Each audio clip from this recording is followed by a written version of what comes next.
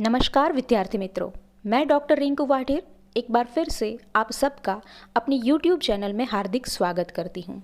विद्यार्थी मित्रों, आज मैं यहाँ पर खंड काव्य के बारे में बात करने वाली हूँ। खंड काव्य किसे कहते हैं? खंड काव्य साहित्य में प्रबंध काव्य का एक रूप है। जीवन की किसी घटना विशेष को लेकर लिखा गया काव्य खंड काव्य है। खंड काव्य शब्द से ही स्पष्ट होता है कि इसमें मानव जीवन की किसी एक ही घटना की प्रधानता रहती है, जिसमें चरित्र नायक का जीवन संपूर्ण रूप में कवि को प्रभावित नहीं करता। कवि चरित्र नायक के जीवन की किसी सर्वोत्कृष्ट घटना से प्रभावित होकर जीवन के उस खंड विशेष का अपने काव्य में पूर्णतया उद्घाटन करता है। खंड काव्य की परिभाषा। खंड काव्य प्रबंध काव्य का एक प्रकार है। यह काव्य की महत्वपूर्ण विधा है। संस्कृत साहित्य में आचार्य विश्वनाथ ने साहित्य दर्पण में परिभाषा दी है, वह इस प्रकार है। भाषा विभाषा नियमात् काव्यम सर्ग समुत्थितम् एकार्थ प्रवणे पद्ये संधि साग्रय वर्जितम् खंड काव्यम भवेत् काव्यसेक देशानुसारी च। इस परिभाषा के अनुसार किसी भाषा या उपभाषा में सर्गबद्ध एवं एक कथा का निरूपक ऐसा पद्यात्मक ग्रंथ जिसमें सभी संधियां न हो, वह खंड काव्य है। आचार्य विश्वनाथ द्वारा ही दूसरी परिभाषा दी गई है, वह इस प्रकार है। तत्तु घटना प्राधान्यत खंड काव्यमिति स्मृतम, अर्थात किसी एक घटना विशेष को लेकर लिखा गया काव्य खंड काव्य कहलाता है। पंडित विश्वनाथ प्रसाद दीक्षित ने अपने ग्रंथ वाङ्मय विमर्श में खंड काव्य के विषय में लिखा है कि खंड काव्य वह है जिसकी रचना महाकाव्य के ही ढंग पर की गई है और जिसमें पूर्ण जीवन ग्रहण न कर खंड जीवन ग्रहण किया जाता है। यह खंड जीवन इस प्रकार ग्रहण किया जाता है कि रचना में पूर्ण जीवन प्रतीत होता है। हिंदी के कुछ प्रतिष्ठित विद्वानों द्वारा दी गई खंड काव्य की परिभाषा कुछ इस प्रकार है। डॉक्टर भगीरथ मिश्र के अनुसार प्रबंध काव्य का दूसरा भेद खंड काव्य या खंड प्रबंध है। प्रायः जीवन की एक महत्वपूर्ण घटना या दृश्य का मार्मिक उद्घाटन होता है और अन्य प्रसंग संक्षेप में रहते हैं। इसमें भी कथा संगठन आवश्यक है, सर्गबद्धता नहीं।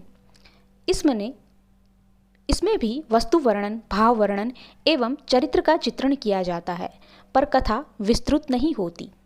बाबू गुलाब राय के अनुसार खंड काव्य में एक ही घटना को मुख्यता दी जाकर उसमें जीवन के किसी एक पहलू की झांकी से मिल जाती है।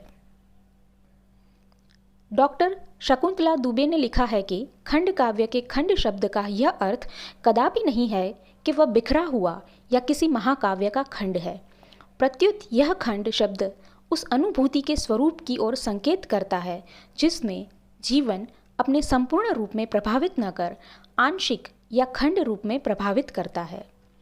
आचार्य बलदेव उपाध्याय के अनुसार वह काव्य जो मात्रा में महाकाव्य से छोटा परंतु गुणों में उससे कदापि शून्य न हो, खंड काव्य कहलाता है। महाकाव्य विषय प्रधान होता है परंतु खंड काव्य मुख्यतः विषयी प्रधान होता है, जिसमें कवि कथानक के स्थूल ढांचे में अपने वैयक्तिक विचारों का प्रसंगानुसार वर्णन करता है।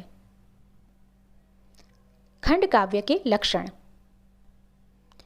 खंड काव्य में खंड जीवन का चित्रण होता है, अर्थात जीवन की किसी एक महत्वपूर्ण घटना या एक भाग का चित्रण होता है, संपूर्ण जीवन का नहीं।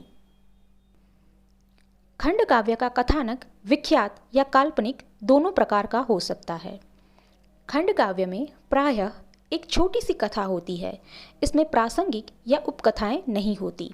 इसमें छोटी सी कथा ही तीव्र गति से अपने लक्ष्य की ओर आगे बढ़ती है। लघु कथानक होने के कारण इसमें पात्रों की संख्या सीमित रहती है।